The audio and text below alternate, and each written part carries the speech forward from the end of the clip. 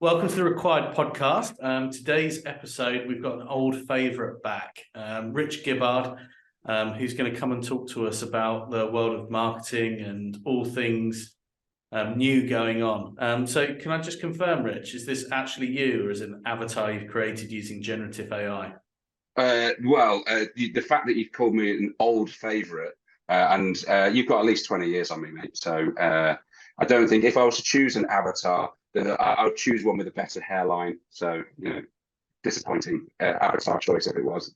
Fair enough. So for those people who don't know who you are, tell us a little bit about you, Rich. What it is how you got into doing what you're doing and what you do. Yes, Rich Gibbard, you would have seen probably on the name. What we do is marketing specifically for recruiters. How I got into it, I don't know if you remember about 4 or 5 years ago, there was a huge push on the whole world saying, oh, hey, you've got to make blogs and, oh, you've got to do video's the way forward. And so I was fortunate enough to set up a marketing agency and help out newly formed recruitment agencies with their things. I very quickly realized that content is a very small part of the overall piece of marketing. And essentially we help recruiters with every area of marketing, whether it's inbound, so social media, content creation, video, etc., or outbound, so that's email, automation, data, etc. on that side of things, really. Yeah, there you go.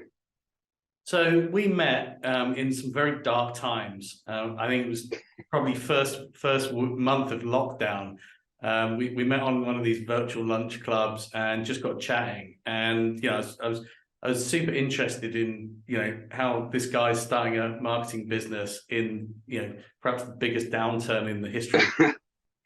So it's really fun because in any recession, the first two things to go famously is headcount freezes and cut spend on marketing. So if you're a marketing agency for recruiters, it's probably the wrong choice in any crippling economic downturn. But we made it through, got through it, with the help of some begging and crying and you guys, really. But it's the difference now between 4 years ago. Do you ever sit back and think 3 or 4 years ago? Well, certainly. When was the first lockdown was 3 years ago-ish. Insane time. You just never go back to that. You wouldn't wish upon your enemies. You really wouldn't. So I'm just moving house at the moment and literally getting to the back of the cupboard and found the masks. And it's like, you had to wear these every day. And it's like, can you remember a time where this was just the norm? And it's like, and I'm on the fence whether to throw the masks out or not, because I reckon there's going to be in a few years' time COVID parties where people go in masks and pretend that it's all back as it was, or do these Zooms. But yeah, it just really hit home yesterday when I saw that. It's like memorabilia. You should sign them. So, the Andy Hallett's mask from 2020 it might be worth something, like an old Messi or old Ronaldo shirt. It might be worth something to the recruiters of the 22nd century. You never know. Yeah, well, it's a similar thing though. So children, growing up in the next 10 years, who are born in the next few years, won't ever have lived through this or even understand it. And certainly all of us navigating it never did understand it. So yeah, it'll be very interesting to sort of try and explain just what. I mean, as quickly as it came, it seemed to have gone away now as well. Everyone's like, so that was so last year. WHO have even given up on it. So exactly, done. We'll move on. Yes, finish with that. Times anyway. So the other thing people know you for is your LinkedIn videos, and I think since we've spoken, you just get these viral videos after viral videos. I'd love to know, how does your mind come up with these ideas? Yeah, they're quite good. You got to. I think we'll come on to social media at some point throughout the conversation, but I think it's quite a tough one because you've got to balance adding value and genuinely helping out your network and giving them what they need in order to make use of your skills, as well as getting your personality across. I'm not one where I can take a selfie of whatever I'm doing and stick with 2 fingers up, peace sign. Yeah, let's get that out there. But I just if there's something that makes me laugh, or there's something that's nostalgic or is funny, or I find quite interesting, all I'm doing is I'll look at it and I think, how can I turn that into a recruiter-based post? Or if it's not recruitment, then it's, you know, certainly hiring, firing, and retaining talent. How can I turn it into any kind of talent-based post? But if I like it, then most people that I do business with probably like something similar as well, and that's just my thoughts behind it. I think one of the things that I'm on the fence about actually is I know exactly the sort of, you know, the LinkedIn, you know, glitterati that, you know, do get, that they could literally post a picture of their lunch and would get 100,000 impressions, etc., etc. You know, what do you think? Question mark. And, you know, do those metrics, you know, which are the metrics that matter? You know, that's the important things. Is it that actually, you know, they'll maybe get a few really good impressions that matter, and the others are just, you know, nice to haves? Or is it the really specific content that, you know, really makes the sales? Because ultimately that's why you're doing it. All metrics are vanity, apart from the ones that ultimately end in revenue. That's the only way you can. All your efforts has to lead back to revenue. The way that LinkedIn works, certainly their algorithm, is if you engage with one of my posts, is when every time I put something on, LinkedIn's more likely to show it to you. So that's why I try and put on some humor, because if I do put on something serious that's going to get 10 likes, then I'm hoping that the people that see it are the ones that have engaged with my stuff in the past. And so, yeah, it's all, you just got to play with the algorithm, you got to play with it. But ultimately, the only metric you should care about really is it bringing in business? Because if not, then you're just doing it for your own insanity. I must admit, I think probably my best performing post was when I left S3, or a picture of a Yorkshire Terrier or something like that. But the stuff, as you say, that's actually, I think, got me business has been posting around my niche, i.e. contracts, growth, you know, technology adoption. And it's actually, I think in a lot of ways, you know, just be very focused on that. Yeah, it's Gary Vaynerchuk will say jab, jab, punch, or, you know, others will use a rough idea of 3 bits of value. 3 bits of value, 1 bit of sales. There's no magic formula, but if you're adding 3 or 4 bits of fun, or 3 or 4 bits of personality and selling every so often, then you can't really go far wrong. But yeah, the best thing for you to do, if you really want engagement, is say, I'm working with a JavaScript developer who's looking for a 6-month contract. Does anybody know any tech recruiters who can help out? You should just the comments below that will blow your mind. I think that's up there with, can anyone recommend me an umbrella company in the UK as well? Yeah, absolutely. Yeah, I've got a 6-month contract. Can anyone? Yeah. So yeah, I get it. So what are you seeing in the market right now? Yeah, I hear, and my take on the market right now is it's very up and down. Everyone I speak to said, you know, from 1 month to the next, it changes rapidly. And that's across contract, perm, international. And actually, I think I worked out there's probably about as many variations per quarter as I'd normally expect to see in a year. And is that what you're seeing amongst your customer base? Yeah, it depends on what sector that you focus on. So tech or tech placements, tech recruiters in any form had their absolute fill in 2021, 2022. Obviously, up until all the mass layoffs, you had 18 months of essentially having to do very little work to get business development. And so they've had their huge peak, and now they're going through a trough. And I do think there are companies that are hiring, loads of companies are hiring, but recruiters are having to work for it, or work a hell of a lot harder than they were before. Companies are looking in-house, doing everything that they can, because they obviously spent so much on recruitment fees in our 18 months. Other sectors have been a lot more consistent. So if you think of like areas like manufacturing, engineering, renewables, finance, banking, etc., they've been relatively consistent all the way through and consistently good, not, it's been consistently positive. So I think a lot of people who will listen to this will be in and around tech. It'll come back. It will come back, and it happens every 3 months or so. It will come back. Every other sector's been relatively fine and consistent. Yeah, I mean, look, tech is very, very volatile, and I think you've got those big behemoth companies that have done big layoffs, and that started last year. So we're sort of seeing it filter through probably the mass market now. And I think the other thing to say is, although those tech recruiters didn't have to biz dev, they really had to source hard, really work on that candidate piece. And still structurally, I think there is a STEM shortage, so it will come back. And typically what happens, tech companies are now what the banks used to be. Once one goes and they all start piling on, all of them will go. And they probably won't even look at their own business more, what everyone else is doing in their world.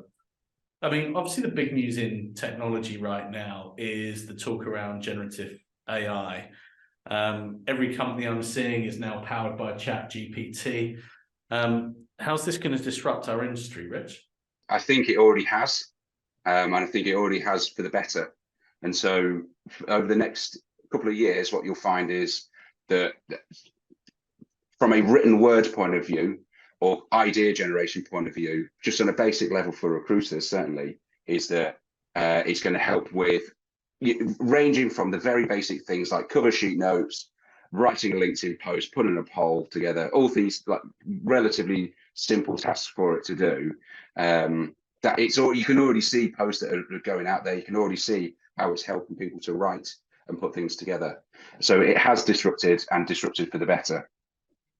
I think in the future, what's going to happen is that as people get to grips with its capabilities and its capacity a lot more, and more funding goes into it, I do think what you'll find is it's going to have a lot more of an impact into how we source, how we search, how we go around actually making the recruitment part of it. So not just a cover sheet, but finding somebody or finding a hiring manager or finding businesses. I think it will take a lot of heavy lifting away from the research side of things. However, unless you convince me otherwise, recruitment and most businesses is a people thing, and so it's not here to replace. It is here to help, because no matter what, people want to deal with people. They just want to deal with somebody who. Am I allowed to swear on this? Can I swear on this?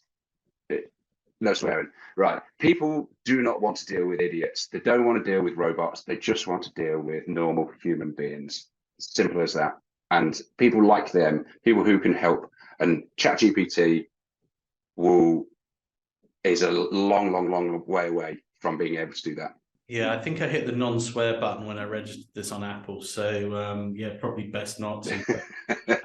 Well, I found using ChatGPT, I mean, it's like an amazing shortcut for me. But I think what's really interesting is, having played around with it more and more, it's the way you prompt it. So I actually think, although it's an amazing resource and tool, I still think it depends on. There's still a lot of dependence on the operator and understanding what you're looking to achieve. I think that's the takeaway from my side of things. You still need to know what to feed it, but the outcome is amazing.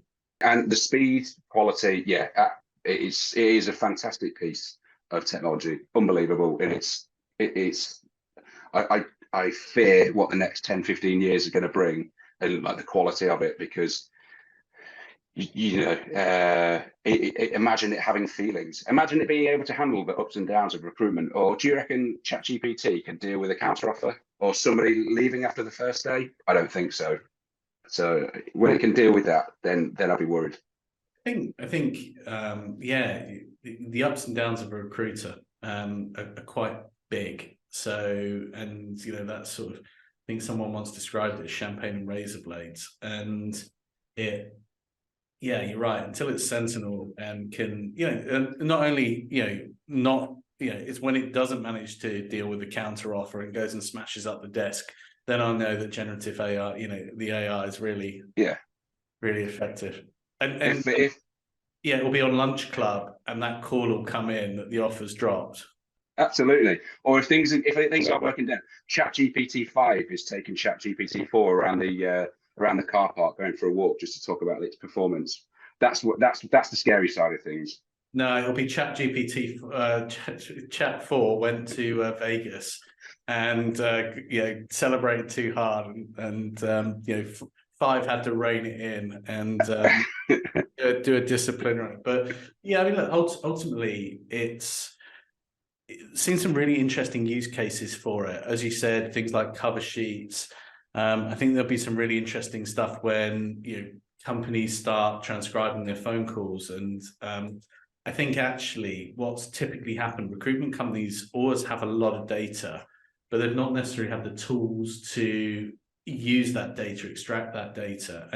And actually, I think a lot of recruitment companies have a lot of that unstructured data, which can now be super, super powerful.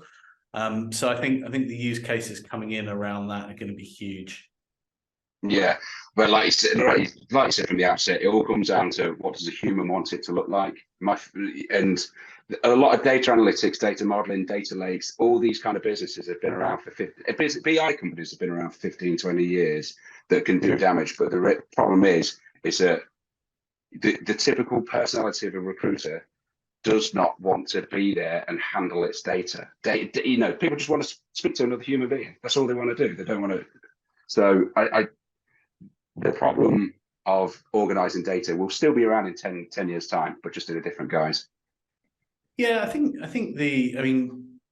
I saw some really impressive stuff when I was working in innovation at a previous company, and some of the powerful stuff that was available there. We actually performed a Turing test, and the computer basically matched the results. So we had basically 50,000 candidates, and we had a job, and it randomly picked out 10 CVs, and the computer ordered them, or the machine, or the process, or the algorithm basically ordered them. And we had a consultant with 5 years experience do the same exercise, and they basically matched.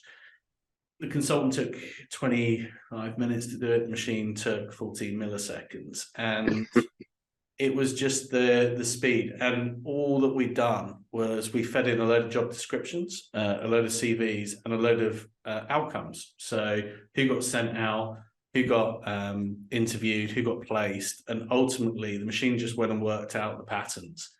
And it was frightening how accurate those results got. The big issue actually wasn't the fact that the machine could do all of that. It was the work processes involved in getting that data in and out. You still need to do things like qualification. You still actually need to, the skill is actually still in getting people to, buy into you, go to jobs, agree to be sent out, take the offer, etc., etc. So it couldn't do that.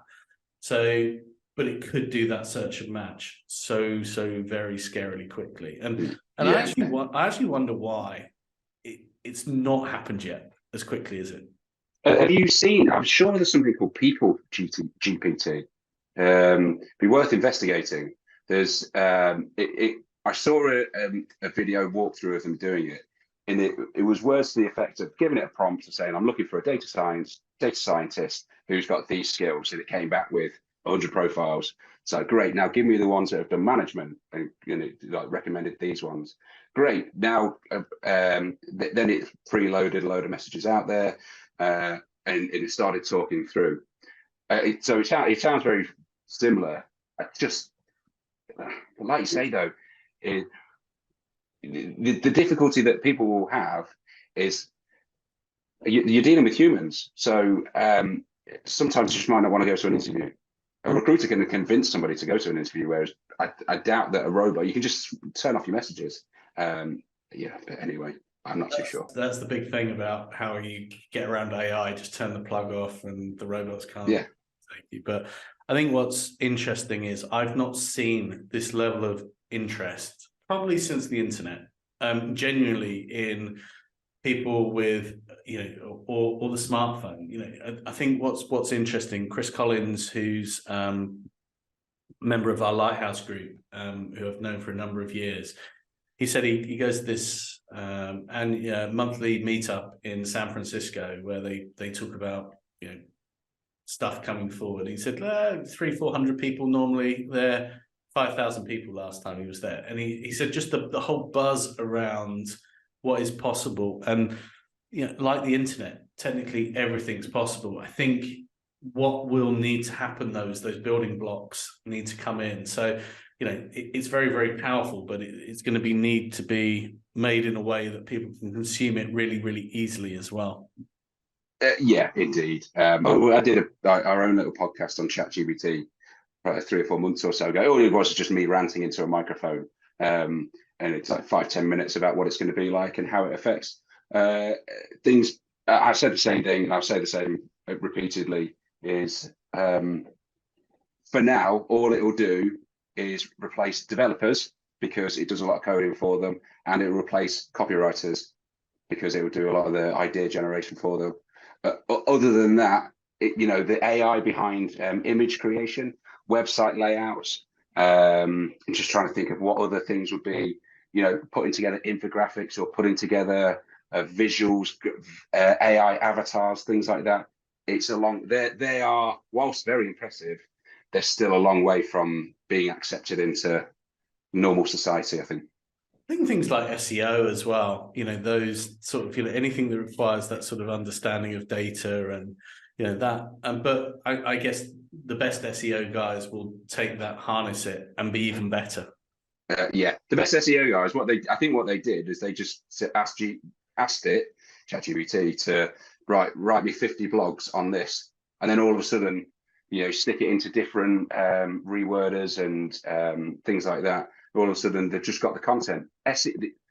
Slight digression here. SEO is only useful if you've got the content, and that's where ChatGPT comes in.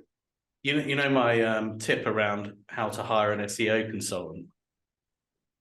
I know it, but for if you want to tell the listeners, just Google and hire the person who what you're looking for in your space, and hire the person who comes up as the first unsponsored link. Some best advice ever, isn't it? Makes perfect sense. Yeah, there we go. Practice. I believe the expression is they eat their own dog food.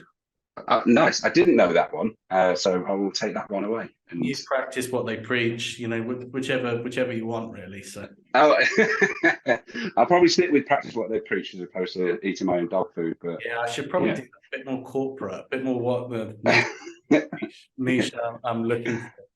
So what would your advice be? We're in a funny market, as you say. So what are the go-to things now that, let's be honest, there's a generation of recruiters that would have joined post-COVID with, a bounce, a V-shaped recovery.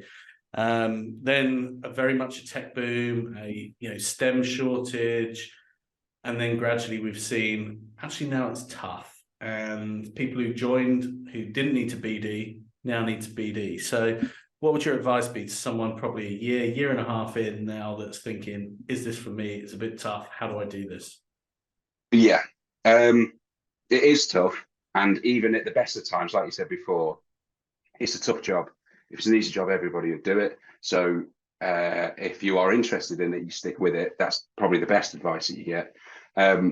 Because if you're not sourcing for clients, then you're sourcing for candidates. And if, each one comes with different challenges.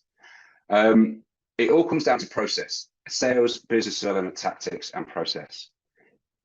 The amount of times I go to, let's face it, every recruitment agency is essentially a sales organization.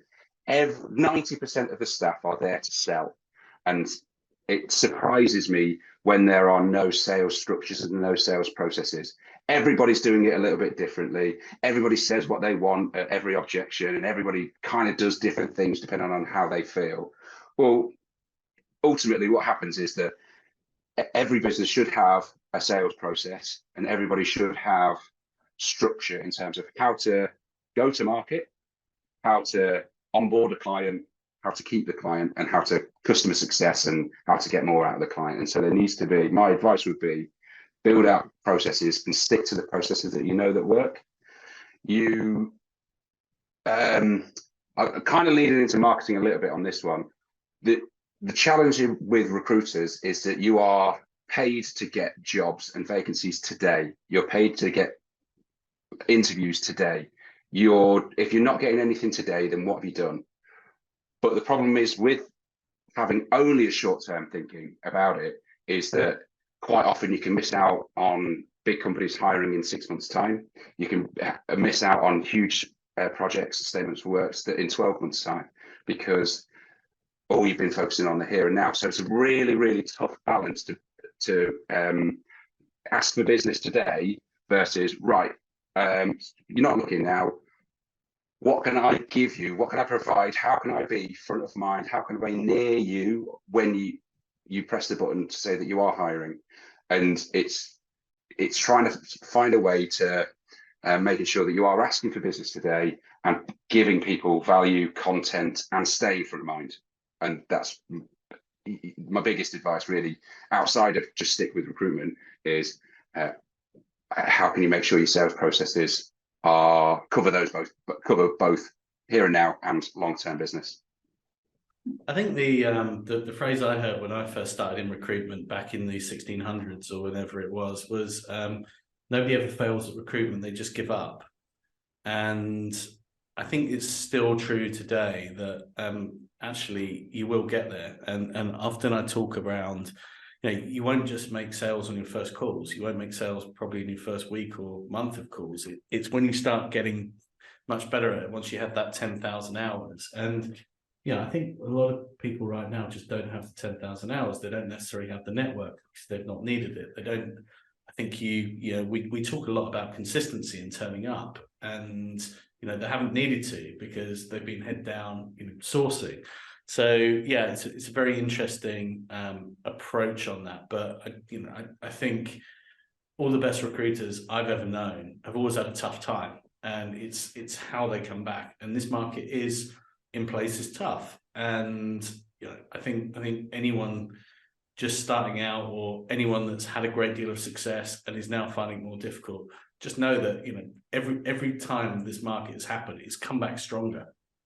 Yeah, I started in 2007, so just the kind of banking crash late 2008, 2009, where it was the same again 2 years later, same again 2 years later, same again 2 years later. It's the same every time. If you are listening to this, but if you've got 1 to 2 years worth of experience and you are listening to this podcast and how long we've been going for, 20, 30 minutes or so, then you'll be absolutely fine because you're obviously interested in the industry.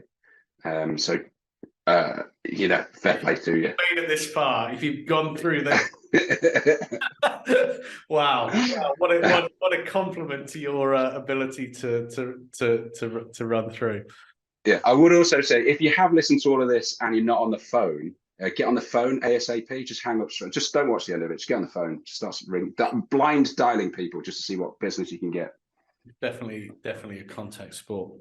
So I think that's probably some great advice to finish. If you've got this far, just keep going. Don't turn back. And we should probably do this again in a few months. If we've not been replaced by robots, and any other issues that will no doubt come up in our time before. Rich, if people want to get in touch and you are a gun for hire, and happy to help people sort this out and you take the pain away, how can they get hold of you? Well, this is what I've also learned in marketing, is that if you tell everybody that you're desperate for their business, they just won't come to you because they just come across as desperate. I'm going to do the opposite. Don't contact me because I'm too busy. I've got way too many clients. They are getting too many leads and I can't handle the amount of content and posts that we're putting together. So if you are that desperate to get hold of me, you know where to find me. If you think you can do it yourself, great. You can't because we do it better, but you're going to have to pay for it. So there you go. I love your confidence and arrogance. You didn't say that. I know. Well, again, if people get to the end of this, Joe, here's one for your listeners. If anybody does get to the end of this and listens to it all the way through, just send me a message saying you're an arrogant, and then put in whatever words you want afterwards. And then I'll know that you've listened to it. If you've not listened to it at all, or you don't get that far, then, but I'll be keen to see how many people call me an arrogant so-and-so. Yeah, just as a test. I don't know whether that's a reflection on you or the stats on our podcast, but the important thing is, we often do get asked, how many people listen, and actually, I don't actually check that. And the point is, we do it once a week, mixture of founders and partners. But the important thing is that we know that it's contributed to, and it's nice when someone says, I listened to that, and they did it, and this is what they found, etc., etc. So again, it doesn't need to be millions or thousands. No. It just needs to be people who get something out of it. And to be honest, I really enjoy doing them because I get to chat to people like you, Rich. I hope I'm one of the most interesting people you speak to. But before we shoot off, just genuine tactics that are working at the minute. Like the biggest challenge that lots of recruiters are, how are we getting BD? Now, the obvious ones are taking your candidates out to market. You have to do that. If you don't do that, then you're lazy, and fair dues. You should be taking your candidates out to market. Other things are get into events, either run events or sponsor events, because that gives you face time with genuine humans. If you can't do face-to-face events, then look at you guys, for example, in RecWired, is you're building a community of like-minded people, and you might not get business from it, but you will get business from somebody you put in that group 2 or 3 years ago. Why aren't other people doing it for their sector? And then finally, communities, events, and showcasing certain people. So if you're a business with 100,000 followers on LinkedIn, you should absolutely be spotlighting, highlighting, and sharing the stories of those target companies to your network. So basically, if you've made it to the end of this, you've basically got Rich's playbook. You don't need him. He doesn't need you right now. So it's all good, yeah? Yeah, absolutely. I will see you in 6 to 12 months when we have our next scheduled discussion. All right. Take care of yourself, Rich. Cheers, mate. See you soon.